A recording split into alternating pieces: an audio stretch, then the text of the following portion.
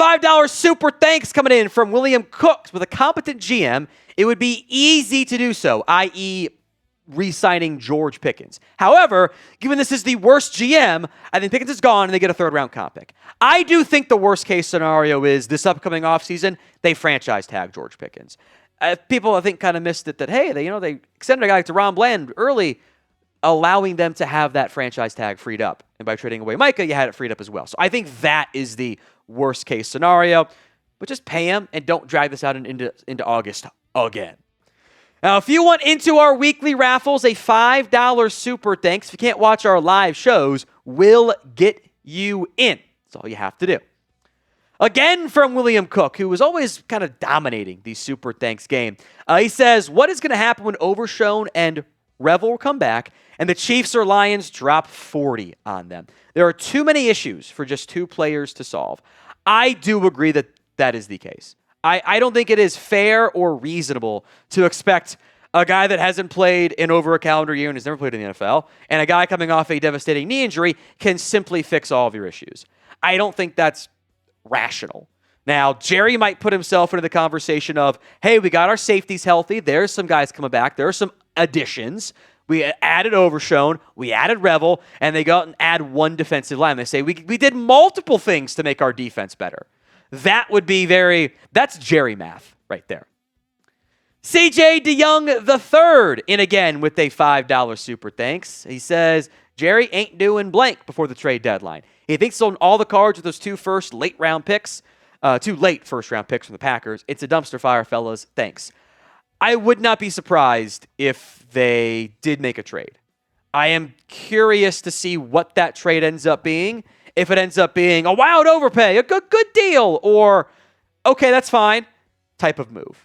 And we'll see what happens. There hasn't really been a trade that's happened so far as of filming this on Thursday during our live show that I go, damn, why didn't you do that? Like, at least not recently. The rest of them, I wouldn't have been mad at them, but they don't, drastically move the needle for me either. So predictions. Will the Cowboys make a trade? Y for yes, N for no. Let me know in the comments section of today's show. From Dro Knows, a $5 super chat. I'll put you in the raffle right now, my friend. He says, keep the picks. Double dip at linebacker. Reese from Ohio State. Anthony Hill from Texas. Also a good edge class with Ruben Bain, L.T. Overton, Keldrick Falk. That's Miami, Alabama, and Auburn, respectively. Arvell Reese might be an edge, by the way. That might be his best spot in the NFL. I think the linebacker depth is good enough. You might be able to take an early round guy and a late round guy and get really good value there, or a mid round guy even. If Overshown's healthy, you probably don't want to spend 2 top 50 picks on it. But I do think double dipping front 7 edge linebacker in some combination, I would not be upset about that at all. Cowboys 2010 says, I'd be dead-ass trading 4 first-rounders for new ownership. Just give me the team, Jerry, and if I don't win a title in 10 years, I'll sell it. And I get to profit the money. It's a win-win for everybody, right? If only it were that simple, of course, Cowboy. If only it were that simple. Roman Wolf Gaming says, Nick Saban, John Gruden, or Rex Ryan for defensive coordinator. How are those my only options?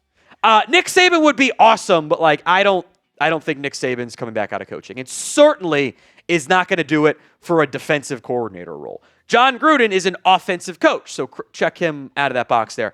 I honestly don't understand the fascination with Rex Ryan, other than the fact he's a name people remember and he's on TV every day. I think that's the reason. He hasn't actually had a very good defense in several years now. He hasn't coached in the NFL since 2016. It'll have been almost an entire decade since he coached in the NFL. His last top 10 defense in points per game was in 2010. He hasn't been a DC since 2008. Now, if you want to do yards, cool. He snuck in 1 back in 2014 with the Jets, the year he got fired.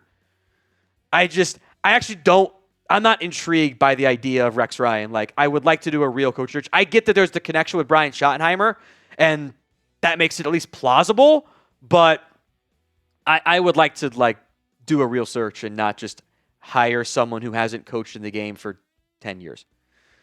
Today's show is made possible by Ethos. As a father of 2 kids, it's not fun to think about what would happen if something happened to you, but you do need to be prepared. Protect your family with life insurance from Ethos. Get your free quote at ethos.com/NFL Daily. That's ethos.com/NFL Daily. Ethos is a trustworthy company that disrupts the traditional life insurance industry. And as of March 2025, Business Insider named them the #1 no medical exam instant life insurance provider. Ethos is an online platform that makes getting life insurance fast and easy to protect your family's future in minutes, not months. There is no complicated process, and it's 100% online. No medical exam is required. You just answer a few health questions and get a quote in as little as 10 minutes. 3 million families have completed their applications and trusted Ethos to help find the right coverage. Protect your family with life insurance from Ethos. Get your free quote at ethos.com/NFL Daily. That's ethos.com/NFL Daily. Application times may vary, rates may vary. Links in the comments section and the description of today's show. William Cook, I wonder if the players they can afford to trade for would be better than the draft picks that they would give up. I think that's the crux of the question, right? Like, what do you actually give up and what do you get back? I think there are players, the answer is yes, and there are players, the answer is no. At least the ones that are realistically available and would be the real trade values. Like, yeah, I'm going to trade a 4th-round pick in Sam Williams for Jermaine Johnson. Don't know why the Jets do it, but I do it.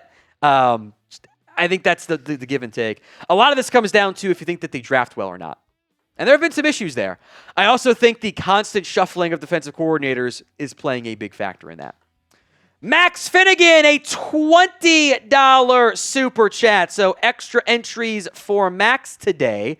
He says, hey, Tom, who do you think should make the roster on this current defense? I think only 4 or 5 players should be guaranteed to have a spot for next season. In terms of, like, truly guaranteed, it's probably more than that because, like, they're on super cheap rookie contracts and you don't, like, need to move on from them. The only guys that I'm like, yes, you are in no matter what, and, like, outside of, like, a Godfather, make me say no trade offer, right? Ezraku is one of them. I don't know if any of your linebackers have honestly earned it. I think contract-wise, DaRon Bland, Osa Odighizuwa are not going to go anywhere. And then I think just like recent draft picks means you get to stick around and like Shamar James and Maurice Leafau and frankly probably Marshawn Nealand as well. But, Wanye Thomas is coming up on a new contract. Marquise Bell got paid, so I guess he sticks around.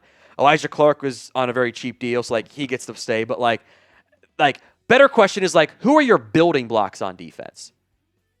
Osa, by default to the contract, although I've been a bit disappointed by him. Supporting cast, I think, is causing a big impact there. DaRon Bland and Ezraku, right? Isn't that kind of it? It's the issues you're facing. $2 from Joshua, by the way, says, why isn't anyone talking about Roquan Smith? I never really thought he was available. That was one of the early ones of like the big name that people think might be available and then just like kind of went away a little bit. He got banged up, so kind of took him out of the popular eye. He was very good in the return game against the Bears, by the way. Very good in that game. I assume they're able to beat the Dolphins on Thursday Night Football. I might be wrong and look dumb when the time this video goes out. We'll see. But I don't think he's actually available. You can revisit in the offseason, but I don't think a midseason trade is going to happen in the end.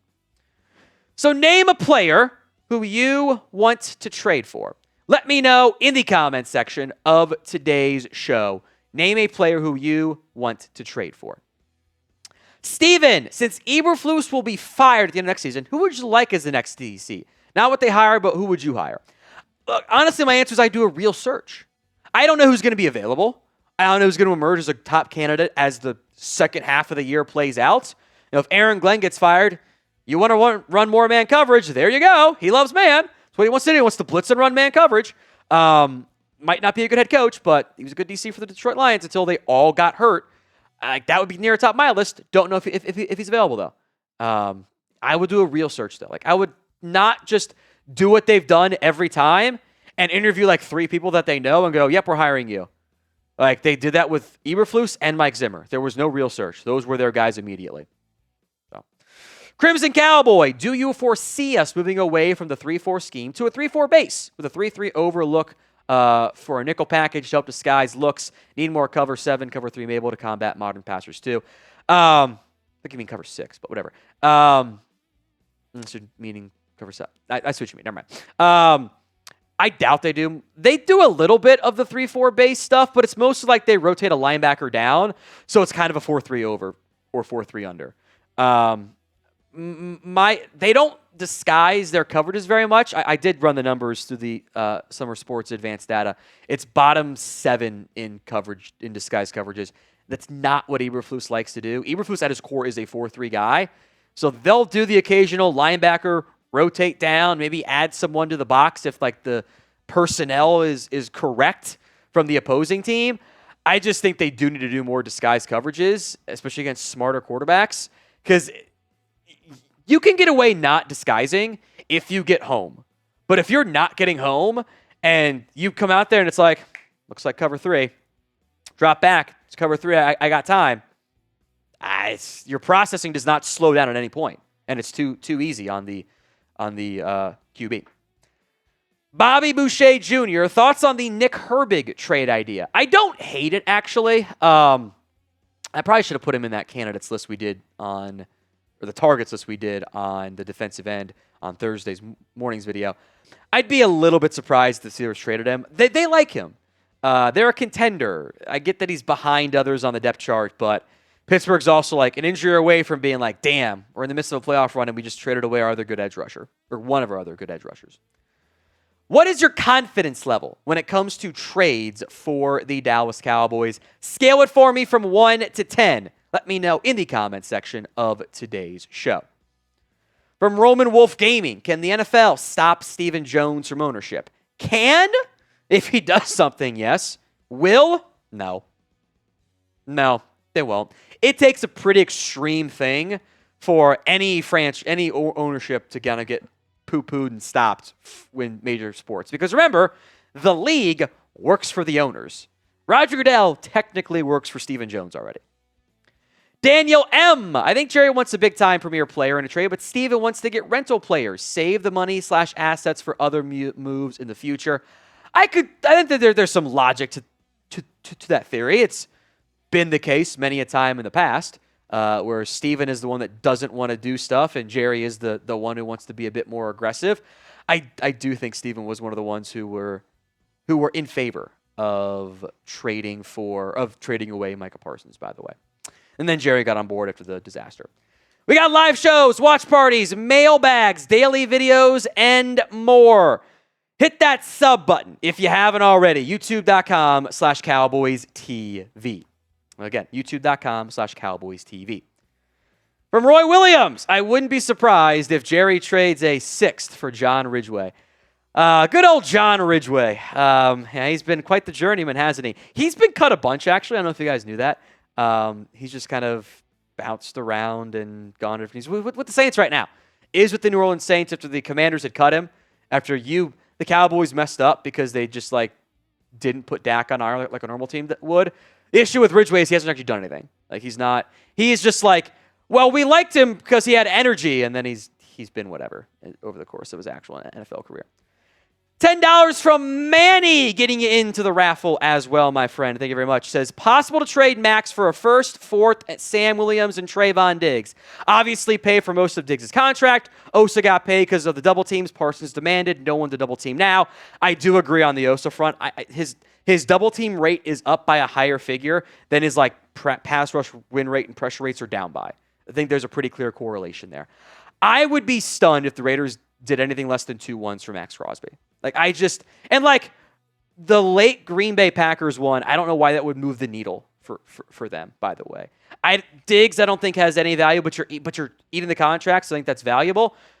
Sam Williams, he's a freebie throw on. If you told me today, hey, he's actually available for a 1 and a 4, I am doing that in a heartbeat because I think he's awesome and he's an elite football player. But he doesn't want to be traded. The Raiders have done everything in their power to make it clear they don't want to trade him. I don't know why we think he's going to, other than frankly, hopium from other teams. That's how I interpret all the reporting. Is well, the Raiders said no, but what if they didn't? Okay. That's kind of like how all of it comes through in the end.